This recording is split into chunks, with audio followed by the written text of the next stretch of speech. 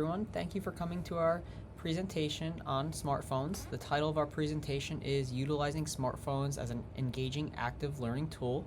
My name is Professor Frank Pietropollo. I'm an assistant professor in the Biology and Chemistry department at the County College of Morris. I teach Anatomy and Physiology 1 and 2, and I've taught the class in face-to-face, online, and hybrid format when we offer it. And I'm Dr. Lauren Stoller. I'm an associate professor in the Biology and Chemistry department at the County College of Morris. And I teach introductory chemistry and general chemistry 1 and 2, and I've taught them both face-to-face and online.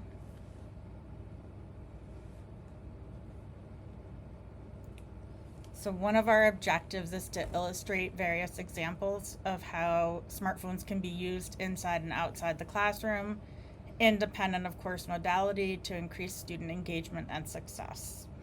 So we want to provide an equitable experience for all students. So they should have the same resources available to them, independent of if they're in an online class or in a face-to-face class or in a hybrid class.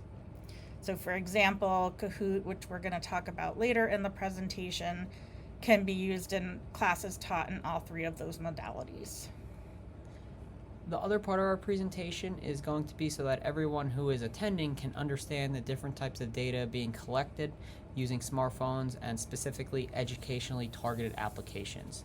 The students are going to be utilizing the smartphones in class, for example, as Dr. Stoller said, for Kahoot, which they think is an engaging and fun activity. But on the back end, what are we as instructors getting out of it? So things like the data that we collect are really what we're more concerned with, because that's really important to us. We could take attendance, we can gauge how students are comprehending the material, and we can incorporate that moving forward into our courses.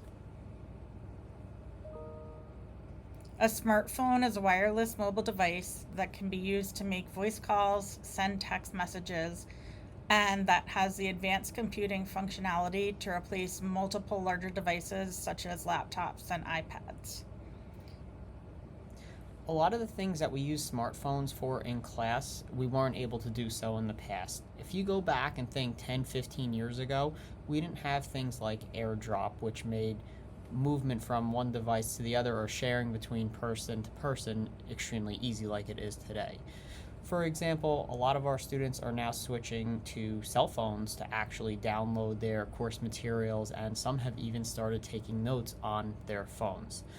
Another great example would be surveys that we roll out for our students to complete. We used to have a lot of paper-based surveys. Somebody would have to run those through a machine, somebody would have to compile the data, and now we can just hold up a piece of paper that has a QR code on it, students scan it with their cell phone camera, and then they can fill out the survey. We can move right on, and then later on in the day we can go on and figure out what type of data we collected from the students. So the last thing that we want to talk about on here is that the smartphones can be used as an educational tool.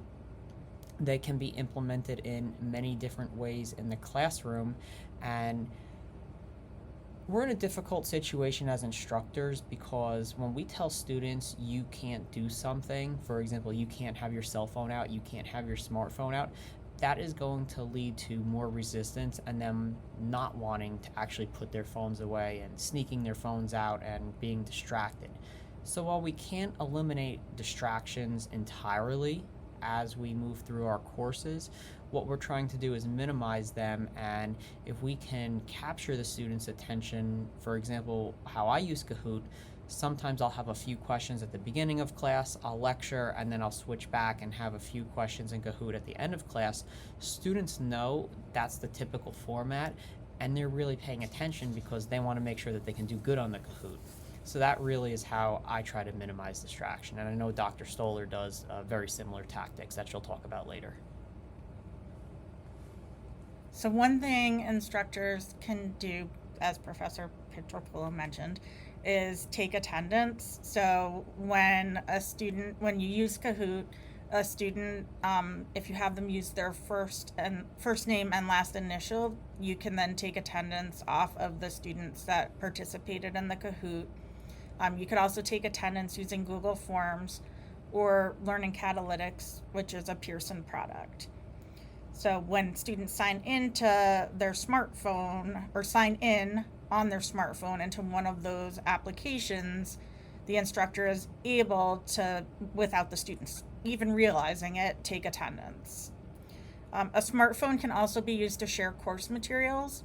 So if course materials are posted in an LMS such as Blackboard, um, they the app for Blackboard can be used on a smartphone, or the website for Blackboard can be used on a smartphone. Um, Smartphone wouldn't be used to take any graded assessments, Right. though. So we have no issues with students not submitting things correctly. So the next thing that we're going to talk about is collecting data in a formative and a summative sense. Ways that we use these types of software in our class, like Learning Catalytics, which I've used more in the past and I've switched exclusively to Kahoot now, Google Forms, we can at the beginning of class give students 2, 3, 5 questions in a very short format, or the end of class. And that's how I view more formative assessment, because the students are getting smaller bits of information. And the great thing is they have feedback right then and there. I have feedback right then and there, and we can make corrections on the fly. The summative component when using these softwares, which student can access on their smartphones in class, would be some type of a larger review prior to a graded assessment. So let's pretend that a laboratory practical exam is coming up for Anatomy and Physiology 1. Labs 1, 2, 3, and 4 are on there, so now instead of doing 5 questions, we do 50 questions, we do 100 questions, and now we could see as a whole how did the students comprehend that material. The last bullet point on here is we're going to expose students to various hardware and software and gain practical experiences becoming more adaptable. I'm on an advisory council, and last year and since last year, every time we meet, we talk about what are qualifications that industry partners are looking for students coming out of high schools and colleges to have. And usually at the top of the list, or very near to the top of the list, is adaptability. We need people who are going to be able to pivot and switch, and let's say one system goes down, they could hop into another. Now, nobody's going to be an expert in every single thing, but at least being familiar and being exposed to various hardware and software, hopefully the one that you switch to, like Kahoot, is very intuitive. Hopefully those hardware and software switches would be something similar to that. So we like to use all these different technologies in the classroom to make students more adaptable. We are assuming that they are experts in technology, which is actually not always the case. They usually are very tech proficient in what they have and what they like to do. So for example, there's a game they're currently playing. I'm sure they're very proficient in that. But sometimes even converting a Microsoft Word file to a PDF causes issues for students. So all these various things we expose them to is to their benefit at the end of the day. So we want students to become engaged in an active learning environment. So we want not just a classroom where the professor is lecturing, because students don't pay attention to the entire lecture. So you need to figure out a way to get them active and participating in the lecture. So instead of them just playing on their smartphone, if we use Kahoot, they're using their smartphone and they're being educated on course material. So for example, if you give a Kahoot quiz on course material, you can see if the students are actually understanding the course material based on how many of them got a question correct. And then we also want to do real world experiences. So for example, when I talk about exothermic and endothermic reactions, I use a hot pack and a cold pack as examples. So in the Kahoot, it could say, is a hot pack an example of an exothermic reaction or an endothermic reaction? Smartphone usage can also increase student participation in class, because a lot of students are afraid to participate because they feel they're going to look stupid if they get an answer wrong. And so if they play on Kahoot, they feel more anonymous. So they're more likely to participate in Kahoot than to answer a question in class. Moving on to the next bullet point, we have students gain access to resources in class when completing no or low stake activities. Our job as educators is to really motivate students. We don't want students coming in and feeling defeated on day one, and especially in courses which, by most people coming in, already feel a chemistry course or a biology course is a more difficult course. We want to have the resource available to them when they're completing these types of things, for example, in lab. So, Kahoot, or I'm going to talk about a virtual microscope a little later on. If we can provide that to students and they can use their cell phones and integrate it into class, they're going to be able to complete those assignments. They're going to be able to build those confidence, so then hopefully by the time they do get to the high stakes assessments, the lab practical exams, the lab exams, the lecture exams, they're going to be able to perform well on there. So that's really the point here. Students can input reminders on their calendar. Having your phone right in front of you with an electronic calendar, and more often than not, you can set it up where your phone syncs with your computer. I use a lot of Apple products. I do have Windows products as well, so I know there is going to be some syncing across both platform type devices. But how many times do we tell students, write this down, it's an important date? When are they going to look at those notes again? Let's be honest, it's going to be the night before the exam. So that 3-week period where they could have attended a workshop or another group tutoring event, they missed it because it wasn't on their calendar. So I say now in class, right now, take out your phone and put it right on your calendar so you have it there. And I have seen an increase in some events when I've done things like that. And I've tried it in other classes where I didn't do it to see who would come. Chance, maybe, but who knows? It probably was the fact that it was on their device and that there was also reminders that were going to be sent to them. I do a lot of announcements, I do a lot of emails, and students still don't always read those, so having it on your device is really helpful. Last but not least, students can share information with one another. This is really important because, first of all, we want students to network and to be able to share things like learning materials. And some examples of this could be in lab when we're covering the tissues of the body. Students in the past have taken pictures through the oculars of the microscope with their phone. It's a little more difficult to do now with the new lenses on the phone, but in the past they have done this, and then they were airdropping them to one another or the whole class. And phones do allow for student discourse to take place where there is that increase in collaboration, there is that increase in communication, and some of the other things that they can access and share information with one another are the discussion boards that we have in our LMS that we have implemented in our classes. So it's not just one way to approach a situation. You have to see what specific ways can you use cell phones, and we learn continuously, and on a semester by semester basis we're manipulating how we are trying to do this to increase the student communication and sharing that information. The next thing I'd like to talk about is going to be social media.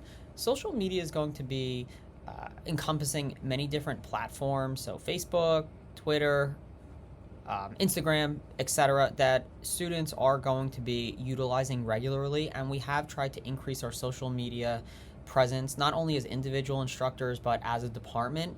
And students typically do come in to events because of stuff that they had followed or seen on social media. So let's cover some of the bullet points on here. Students receive information for upcoming events and course material. And the nice thing with this is, and I could even lump it with the second bullet point, not only are you alerted to material, but sometimes we can even post things on the social media outlets that we don't get to in class.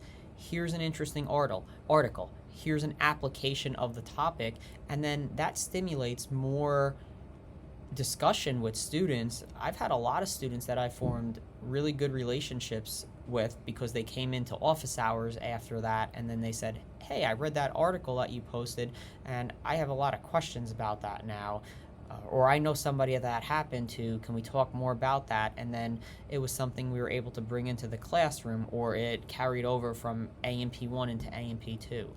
So that's the great part, the reach that you have with the social media. One other thing that we've been doing as a department is we've been trying to produce all of our flyers that we make on Canva. And it's great because we could all see what everybody else is doing since we're all having access to that with username and same password. We all can use the school colors, the font, etc.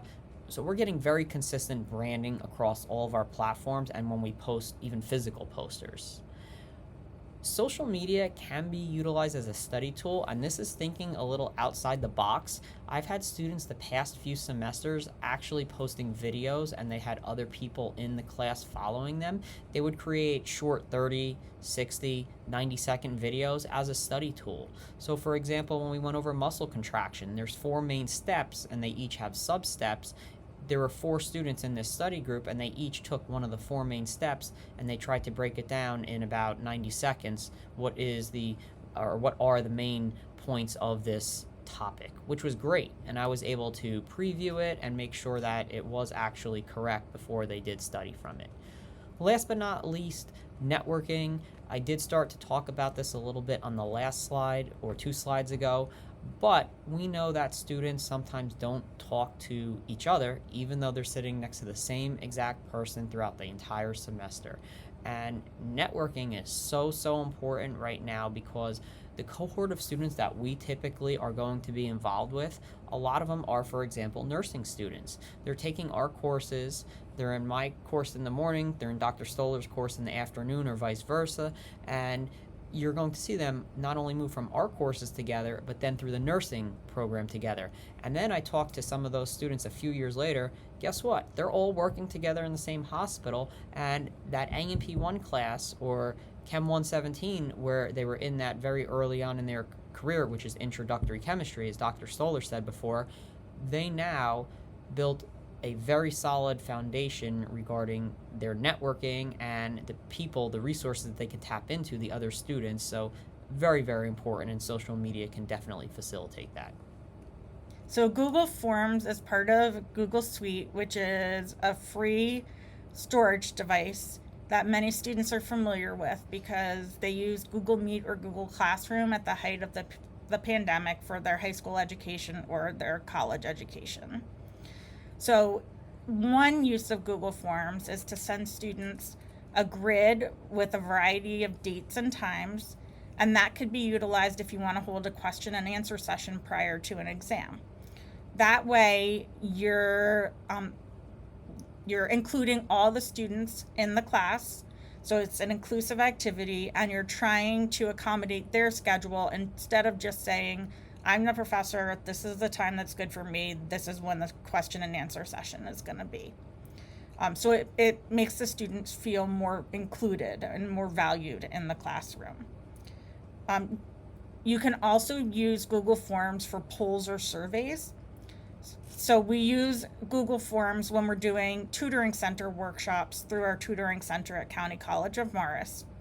And so we have them in a face-to-face tutoring center workshop, scan a QR code, and which they do with their phone.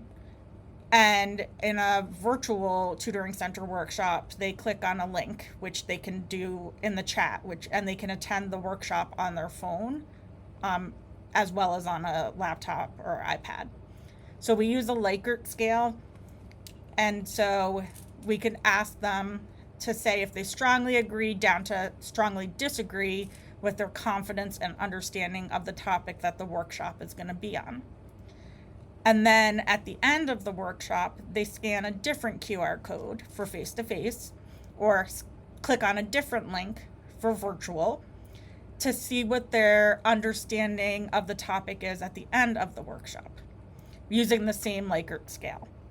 So the pie chart with the green shows how confident they were with their understanding of the workshop topic before the workshop began. And you can see that a third of students disagree that they are not confident in their understanding of the topic. And the other 2/3 of them didn't agree or disagree. So we're seeing that the students are rather unconfident in their understanding of the topic. And then when you look at the pie chart from the Google Forms data after the workshop, all the green is gone, so there's no disagreeing they're not saying they're not confident in their understanding. So they're all saying they neither agree or disagree about their confidence level of their understanding, or we have more students that agree, and then we now have students that strongly agree, which we didn't have before. So that allows us to assess the workshop quantitatively to see if it was an effective workshop and should be offered again. So Google Forms can also, you can take the data, instead of having it in the form of the pie chart, you can export it to Excel, and you can use Excel to analyze the data. Okay, so Professor Pietropollo mentioned earlier the use of Kahoot in class. So there's different varieties of plans that professors can have for Kahoot. So there's free plans and there's paid plans, and they allow you to ask different types of questions. Kahoot is a game, so it's game-based learning for the students, so we gamify class. Students enjoy Kahoot because they get so involved in seeing if they're right that they forget to be afraid of possibly being wrong. And so they end up competing with each other, and they get super excited if they answered a question correctly in the shortest amount of time, because Kahoot does a podium ranking the students after every question, which they seem to love. So students, if you once you start doing Kahoot, students want you to continue doing Kahoot. And then if you don't have enough time to do Kahoot, you could do that challenge with the computer. So when students sign into Kahoot using their first name and last initial, they don't know it, but you can take attendance. They're less shy they're not shy at all about answering questions on Kahoot, whereas in the classroom, if you ask a question, they tend to be shy sometimes because they're afraid they might be wrong. They get so caught up in the excitement of trying to win the Kahoot that they're not afraid of being wrong anymore. You can use Kahoot as a learning moment because you go over the question with them after everybody has finished answering it. So the students would play Kahoot on a device or on their smartphone. When I've used Kahoot, every student has pulled out a smartphone. And then you can use Kahoot at the beginning of class to review material from another class. You can use Kahoot at the end of class to review material that you've just covered. Last semester, I used Kahoot in recitation before quizzes, as review before quizzes. And then when it got close to the final exam, we did a whole bunch of Kahoots back to back to make a summative assessment for them. And then they asked if they could take pictures of the Kahoot questions to help them study for the final exam. Another advantage to Kahoot is analysis of data provided by Kahoot can be utilized. So let's talk about some of that data. If we look on this slide right here and we zoom in, we can see, for example, breakdown by how did students get ranked, meaning how well did they do playing the Kahoot. If we zoom over here, we can look at each individual question. This is helpful because we could see, well, a lot of people did answer correctly, but what incorrect answers did the students choose? And sometimes that's really important to understand. Why did they choose that? Was it a poorly written question? Was the topic not covered thoroughly enough? And we can try and attack that and figure it out and see what we can do to correct that before the assessment. And then down here, we could see by question type, and you could see quiz, quiz, quiz over here, which is actually the multiple choice question. That's what Kahoot calls it, and then the true and false. And we can just look at the data a different way. But as Dr. Stoller said before, we use this a lot, and we use it at all different times: beginning of class, end of class, formative, summative, and the students always look forward to this. The times when we can't use it, and I know especially from my experience when I can't use it in class because let's say we had a snow day and we're running behind with the schedule and I just don't have time to do it that day, the students really ask for it and they want to do it. They want me to make sure we get to it the next class or send it to them as a challenge, as we've previously talked about. Let's move into some of the paid resources for the course. Our students do purchase Pearson products for Anatomy and Physiology 1 and 2. We have a few different options for students. We always try to keep the cost as low as possible, so students buy an access code with the e-text and a binder copy of the lab manual. They do have the option to purchase the hard copy of the textbook, but that is more important. So cost is always something that we think about. And Dr. Stoller, if you want to talk about chemistry with inclusive access. So for our introductory chemistry class, students have inclusive access to the e-text and to mastering chemistry. So they pay for the access to the e-text and mastering chemistry when they register for the course, and that allows the products to be offered to them at a less expensive cost. So we started piloting that over the summer.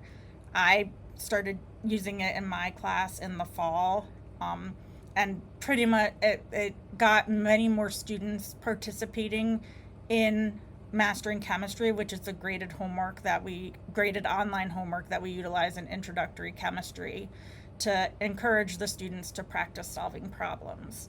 And they can do mastering chemistry on their phone, but we also encourage them to, because it's an assessment, to do that from an iPad or a laptop or a desktop.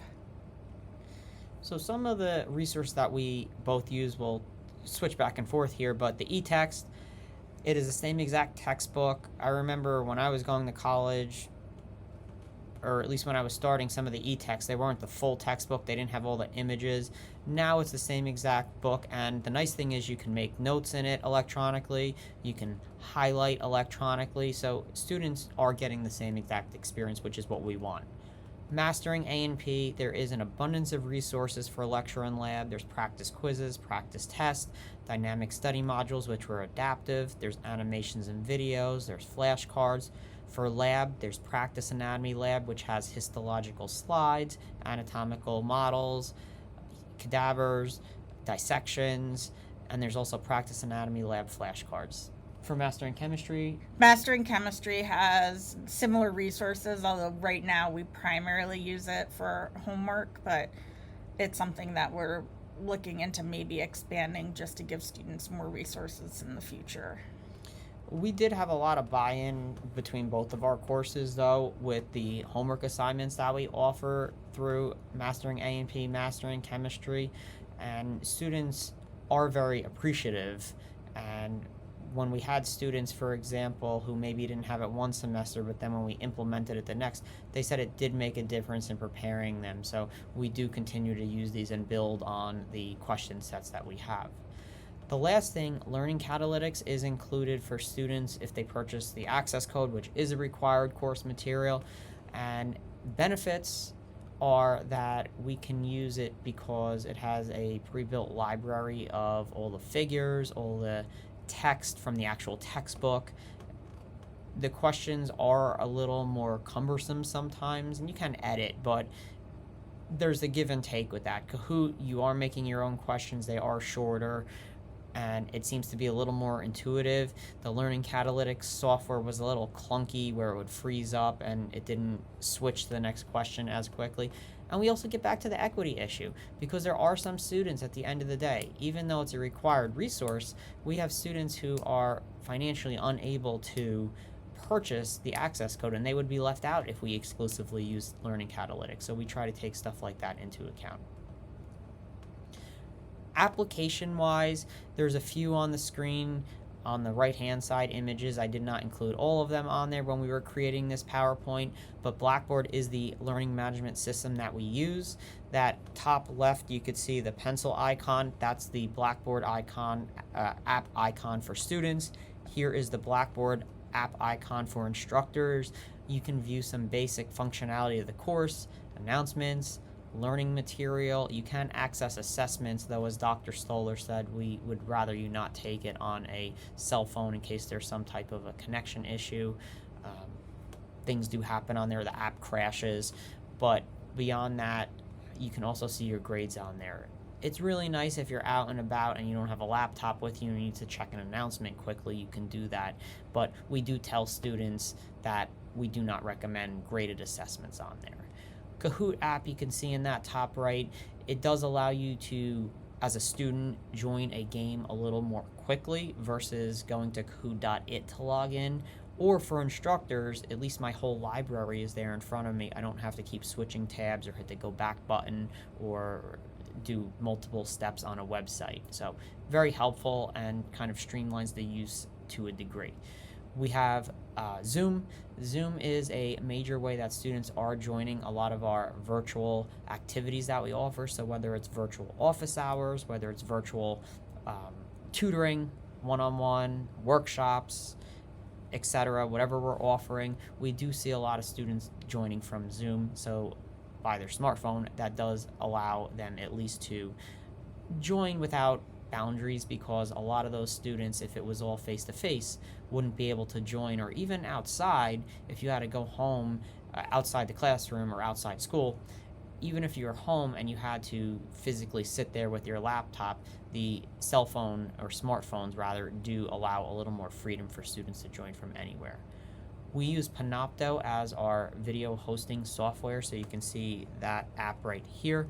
Students can watch any of the posted narrated recordings from their instructors if they are in an online class, for example, or sometimes I'll even post some short recordings in my face-to-face class, depending on, again, the schedule in the semester, if we need a makeup day or something like that. Pearson app, you can access most of the resources that we talked about on the last slide. That's really important because I've had students who said, I was on my lunch break and I was able to watch that. I was able to complete that chapter, read the chapter is what I meant to say. Read the chapter, I was able to complete the practice quiz and practice test, which is not, of course, the same as our assessments, and they would not have been able to do that if it had not been for the app, because at work, maybe they couldn't take the textbook in with them if they didn't have this. Last but not least, that right-hand icon, these are various types of applications for anatomy lab resources. There's visual anatomy, there's complete anatomy, and they are paid resources. Typically, you'll get one of the body systems for free from the company, and we suggest to students that you should purchase as you go along, because what happens if you buy the app and the skeletal system was great, but you get to muscular system and you're like, it's not that good, and then past that, it's still not that good. So buy the systems as you go along if you need it. We provide so many resources that you probably don't even need to go out, but we like to give everybody the option. The CCM virtual microscope is next. This is an OER tool, and it was developed in-house and of course used by other colleges as well at this point, but this is a free resource that we offer to students. You can use it before class by exposing yourself to a microscope. There's a slide box in the image and on the smartphone, and you actually have to drag the slide over, you have to change the objective lenses, you have to use the coarse and fine adjustment knobs. Super cool. And then what happens, you have to take the slide off and start over again when you're ready for the next slide. So I tell students, if you've never used a microscope before or you need a refresher, use this before coming to class. During, well, in a face-to-face class, for example, I can't be sitting with every single student, which is going to be 24 students in our lab maximum. I can't sit with 24 students all at the same time. So students on the far side of the classroom, maybe they can be using this to see, am I viewing the correct item under the microscope at this point in time? And then as I come over to that side of the room, it could flip-flop, and these students, as they move on to the next slide, the ones that I already met with, can now look at the future slides. For the online class, for example, they are using this during class. This is their activity because they're not coming to campus to use the microscope. After lab, both face-to-face and online classes can use this to study to prepare themselves for the laboratory practical exam. We do have the microscopes in our tutoring center along with the slides, but sometimes it's just not possible. Our students are really working hectic schedules now, and even a face-to-face class, it might be difficult for them to get to the tutoring center. So, big question is, should smartphones be incorporated into your classroom? So, smartphones can be used to engage students. It's not solely a distraction when they are correctly utilized. So, we've talked about different ways that smartphones can be used in the classroom as an educational tool. They create an inclusive environment for students with different learning and communication skills. So we talked about a student might not want to answer a question in front of their classmates because they are afraid of looking stupid in front of their classmates. But once you turn it into a game, as I mentioned before, they get so caught up in the excitement of playing the game on the smartphone that they're no longer worried about being wrong. And then finishing up with the last bullet point, smartphones allow the use of a variety of resources inside and outside the classroom. We are trying to make an equitable environment for students so they are all going to be hopefully experiencing the same type of education, and we're trying to remove these restrictions, and we do that and focus on this by really driving the cost of the materials in our courses down. So whether that's by working with the publishers and packaging the material to shift more towards electronic resources and removing the print resources, which drastically drives the cost down. Kahoot, which for us, we're paying for an account so we can host more students than what the free account is capable of holding. But that cost for Kahoot isn't passed on to the students. It's free for them because we're paying for it. So that's a great thing, which is why we moved, for example, from Learning Catalytics to Kahoot. So all these different things that we do, the OER virtual microscope, again, all those free applications, these are all things that have the best interest of our students, and we hope that we can continue to implement more and more of these free resources moving forward.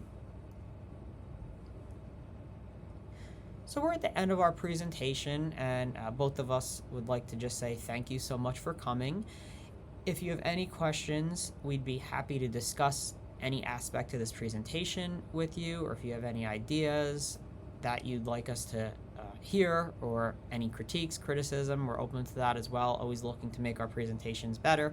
So please let us know, and thank you so much for coming, and we hope that you enjoyed the presentation.